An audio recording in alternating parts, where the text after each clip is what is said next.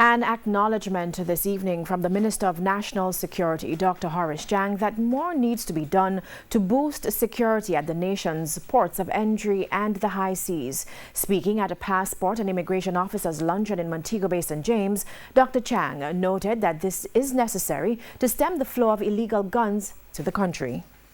For years, successive administrations have struggled to find a way to stop the flow of illegal guns in the country. This has worked to the advantage of criminals, as has been highlighted in data from the Jamaica Constabulary Force. Jamaica have no guns manufactured here.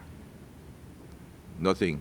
But most of our serious crimes executed using guns. If we can stop them coming in, we'll reduce our problem significantly. While acknowledging the seriousness of the gaps at the country's ports of entry, the National Security Minister says there's been progress in intercepting the illegal arms. I think we are doing better, but there's still a whole heap of guns out there. We're doing better, I say, because we know that gun price went up on the black market, because on the illegal market. But part of it was I strongly believe is increased vigilance at the custom, which we have to improve still a way to go.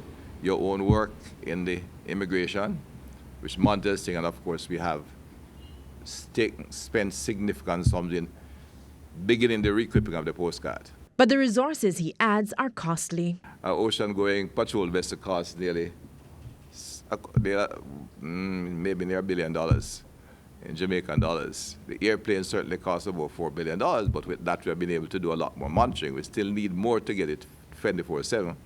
But we have been intercepting more illegal boats going out. We don't get the arms, but we get the drugs, and we know we're intercepting them.